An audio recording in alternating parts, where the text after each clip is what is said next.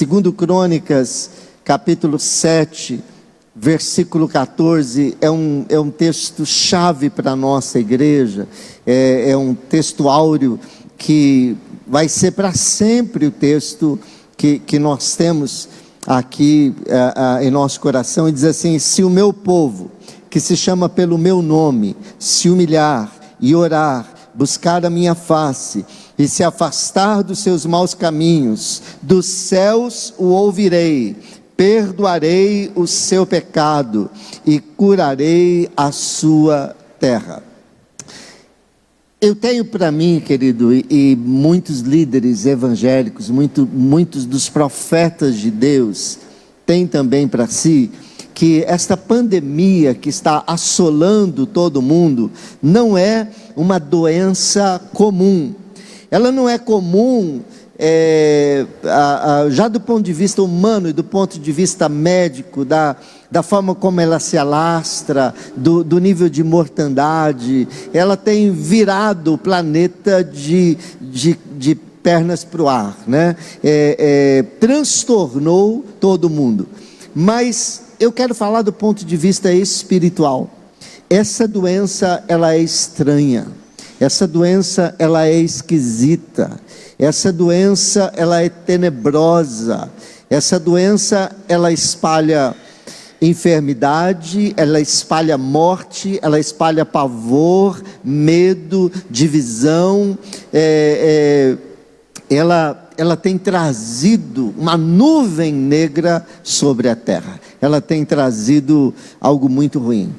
E eu creio, tenho uma tendência a crer desde o início, e vem se confirmando, que isso que tem acontecido é parte por permissão, ou mesmo por retribuição do juízo de Deus sobre a terra. Do juízo de Deus sobre a terra, porque nós temos orado, nós temos clamado, a ciência tem buscado, mas não tem encontrado a solução definitiva para este problema. E então, nesse texto, nesse contexto, se aplica 2 Crônicas 7,14. É uma situação que só vai se resolver com jejum, com oração e principalmente com arrependimento. A aplicação de 2 Crônicas 7,14 na prática, na nossa vida, na vida da igreja, em toda a cidade. Eu creio que aquilo que aconteceu em Nínive é o que Deus espera, que aquela reação do rei, a reação do mais alto ao menor de Nínive, uma cidade que era perversa, uma cidade inimiga do povo de Deus, um povo que cometia as maiores atrocidades, e que o nível da maldade, o nível da iniquidade chegou até os céus, chegou no limite em que Deus tinha que julgar, porque Deus é um justo juiz, e Ele precisa julgar os atos de maldade, de iniquidade, de pecado, de injustiça, que um povo comete. Ele julga individualmente, mas Ele também nos julga como povo. E chegou a hora de Nínive ser julgada, subjugada, condenada e destruída por sua maldade e pelos seus pecados acumulados. Mas Deus é bom. Deus não quer julgar, Deus não quer condenar, então Deus envia o seu profeta Jonas para falar a Nínive. Mas o que acontece? Nínive, mesmo a despeito da indiferença do profeta, da falta de vontade dele de pregar, Nínive se converte. Nínive reconhece o seu pecado. Nínive se veste de pano de saco em cinzas. Nínive declara um jejum. Nínive se arrepende, e aí o seu destino é mudado. Eu creio que nós precisamos copiar essa cidade pagã, copiar essa cidade pecadora, no seu arrependimento, na sua capacidade de se arrepender e de buscar a mão e o favor de Deus. Brasil, nós precisamos nos arrepender. Brasil, nós precisamos nos voltar para Deus. O fim deste vírus não encontra-se na ponta da agulha da vacina. O fim desse vírus encontra-se na ponta dos nossos joelhos dobrados, confessando nossos pecados em arrependimento e clamando a Deus misericórdia por nossa nação e pelo mundo. Segundo Crônicas 7,14, é tempo de arrependimento, é tempo de se vestir de saco, é tempo de se cobrir de cinzas. Na internet eu esses dias descobri um profeta que passou pelo Brasil e as principais cidades do Brasil, e ele passou pelas principais cidades dos Estados Unidos, profetizando arrependimento, profetizando que o povo se arrependesse e se voltasse para Deus. Ele foi ridicularizado, houve muita chacota, tanto ali presencial, nas ruas, mas também na internet, inclusive por pastores, por pessoas crentes, né? Eu presenciei, participo de grupos onde eu vi isto acontecendo. Mas, querido, os profetas, a maioria dos profetas, se não todos, da Bíblia, eles não foram levados a sério, quando na ocasião das suas profecias e dos seus arautos, quando eles proclamavam os arautos de Deus, a palavra, quando eles diziam assim diz o Senhor. Muitos foram mortos, muitos foram jogados em cadeias, muitos foram jogados como Ezequiel, em Jeremias, em poço, foram largados ali para morrer de fome, e somente sobreviveram pela graça e pela misericórdia de Deus. Mas o Senhor tem clamado através dos seus profetas que o povo precisa se arrepender de seus pecados e precisa voltar-se para Deus. Mas a gente vê um povo que quer que a pandemia termine, porque querem voltar aos seus carnavais, porque querem voltar aos seus bailes funks, porque querem voltar à farra, porque querem voltar às suas festas. É tempo de nos voltarmos para Deus, é tempo de nos voltarmos para Deus. Querido, nós não podemos esperar que o mundo tome a iniciativa tem que ser da igreja, a iniciativa tem que ser minha, tem que ser sua. O pecado, Isaías lá no seu livro ele diz assim: Senhor, eu sou um homem de lábios impuros e habito no meio de um povo de impuros lábios. Querido, o meu pecado é o pecado do meu povo, e o pecado do meu povo é o meu pecado. Existe uma solidariedade na raça humana, e é por esse princípio espiritual de que nós somos solidários uns aos outros. O pecado de Acã fez com que Israel perdesse uma guerra contra Ai. O seu pecado afeta a igreja, e o pecado de uma igreja te afeta. O meu pecado afeta a minha cidade, o meu país, e o pecado do meu país e da minha cidade me afeta igualmente, porque nós vivemos em solidariedade humana.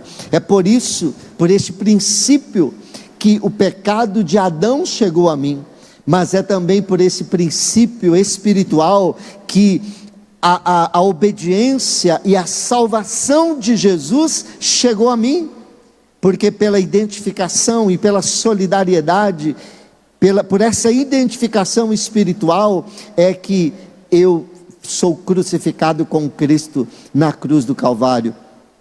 Assim como o pecado de Adão me condenou, a obediência e a cruz de Cristo me salvou, quando eu recebo Jesus em meu coração e em minha vida como meu Senhor e meu Salvador. Amém? Abra sua Bíblia em 1 Samuel capítulo 7, verso 12. Eu quero estar caminhando já para o final, lendo esse texto, esse versículo e mais outro, que nessa semana, nas minhas leituras, me chamaram a atenção. 1 Samuel 7,12 diz assim: Então Samuel pegou uma pedra e a ergueu e a colocou entre Mispá e Sem, e deu-lhe o nome de Ebenezer, dizendo: até aqui o Senhor nos ajudou. Eu quero ver você escrevendo aí Ebenezer. Eu quero ver você escrevendo aí: até aqui nos ajudou o Senhor. Samuel, ele está aqui num momento transitório. Ele está aqui num momento em essa pedra que ele coloca, ela é uma pedra divisória. Ela divide passado, presente e futuro. Essa pedra faz com que Samuel pare e o povo pare e olhe para trás. E quando ele olha para trás, Ebenezer disse, Ebenezer quer dizer, o Senhor esteve conosco. A mão forte do Senhor esteve sobre nós. O Senhor nos abençoou, o Senhor nos guardou, o Senhor nos deu vitória. Ebenezer significa que se olharmos para trás, veremos a mão de Deus. Igreja, é tempo de dizermos Ebenezer e olharmos para trás e vermos a mão forte, salvadora, bendita, redentora de Deus na nossa história, na história da nossa igreja, na história da sua vida, na história da sua família. Não é tempo de murmurar, não é tempo de reclamar, não é tempo de enaltecer o inimigo e seus feitos, não é tempo de enaltecer a crise, é tempo de enaltecer a mão do Senhor. Até aqui passei por lutas, passei por dificuldades, mas eu venci, porque até aqui o Senhor esteve comigo, a mão do Senhor. Precisamos reconhecer, olhando para trás, a mão do Senhor sobre as nossas vidas. Ebenezer significa que se olharmos para trás, vemos a mão de Deus. Mas Ebenezer também significa que se olharmos para frente, veremos a mão de Deus. Até aqui nos ajudou o Senhor. Esse até aqui nos ajudou o Senhor, ele é uma pausa para cultuar, é uma pausa para erigir um altar, para colocar uma pedra, é um marco para dizer: eu me apoio em Deus, Deus esteve comigo, eu reconheço a mão de Deus, mas é também um alento para o futuro, também é uma esperança. Deus esteve comigo no passado, Ele estará comigo no futuro. Há uma frase que eu gosto, e eu não sei quem disse essa frase, mas eu gosto muito dessa frase. Ela diz assim: eu não sei o que me aguarda o futuro, mas eu sei quem guarda o meu futuro. Querido, todos nós não sabemos o que acontecerá amanhã, o que será do amanhã, o que teremos no amanhã, mas nós sabemos, Deus é o mesmo ontem, hoje e eternamente. Sabemos que o nome do nosso Deus é o eterno, Ele é o eu sou, Ele não é o eu era. Nosso Deus, o nome de Deus não é apenas eu sou hoje. O nome de Deus não é eu serei. Esse nome é Yahvé, eu sou. O significado dele, ele tem todas as combinações possíveis no original. Ele pode significar eu fui o que serei. Ele pode significar eu sou o que fui. Ele pode significar eu fui o que sou. Ele pode significar eu serei o que fui, eu serei o que sou. Você pode combinar todas essas possibilidades, quantas forem possíveis, e elas são o significado de Yahvé. Eu sou. O Deus que está no passado, o Deus que está no presente e o Deus que está no futuro. O Deus que é o mesmo ontem, hoje e eternamente. O Deus que presencia tudo. O Deus que é tudo o que nós precisamos. Ebenezer significa que aquele que nos trouxe até aqui é o mesmo que nos levará até o fim. É o mesmo que estará conosco. Deus não nos trouxe até aqui para voltar atrás. Existe uma terra prometida diante de nós. E Yahvé está conosco, o Deus Todo-Poderoso está conosco. Ebenezer, Ebenezer, até aqui nos ajudou o Senhor. Eu levanto, eu erijo um marco de gratidão e de louvor, mas isso me dá alento, me dá esperança de que Deus estará comigo, de que Deus continuará comigo. Jesus disse: eis que estou convosco todos os dias, até a consumação dos séculos. Eis que estou convosco todos os dias, até a consumação dos séculos. Existe um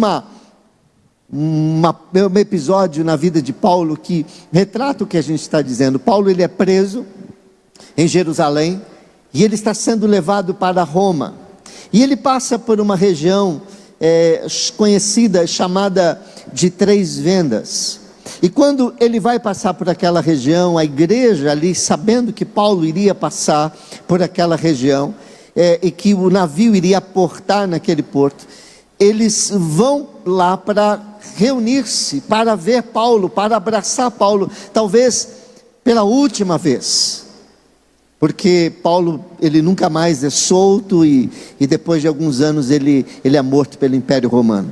O texto diz que ali nas Três Vendas, quando o apóstolo Paulo vê aqueles crentes, a Bíblia, Lucas relata que Paulo, vendo-os, deu graças a Deus e recobrou ânimo. Deu graças a Deus e recobrou ânimo. Essas duas expressões, graças a Deus e recobrou ânimo, é o que eu creio que é o que o Espírito Santo quer trazer para a sua vida.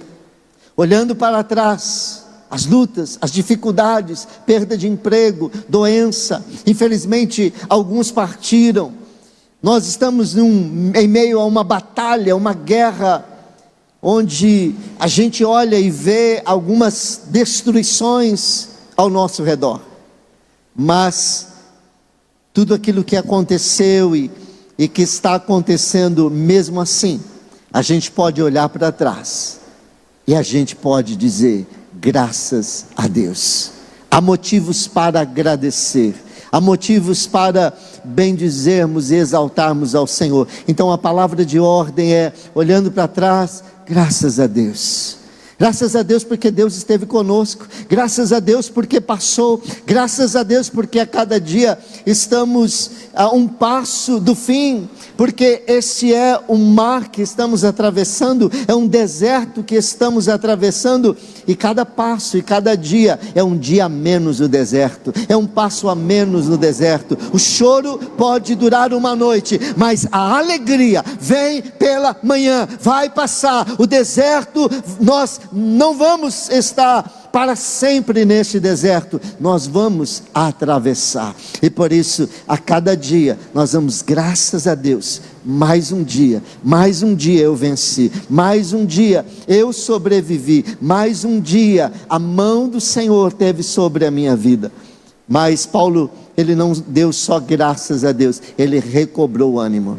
Querido, que o Espírito Santo recobre o seu ânimo, que você olhe para frente e você possa ver que há um futuro, que há uma esperança, que este vírus, ele não vai pôr fim em nossa existência, ele não vai pôr fim na existência da igreja. É um deserto, é um tempo difícil, é um tempo de choro, é um tempo sério, é um tempo nebuloso, é um tempo cercado por questões físicas, médicas, mas principalmente questões espirituais. Questões físicas e médicas, os médicos e os cientistas estão tratando de resolver, mas as questões espirituais cabem a nós, as questões espirituais deste vírus cabem à igreja, cabe à igreja. A igreja é uma nação de sacerdotes, cabe à igreja dobrar os joelhos e clamar pelo fim do coronavírus, porque aquilo que os cientistas podem fazer, eu e você não podemos,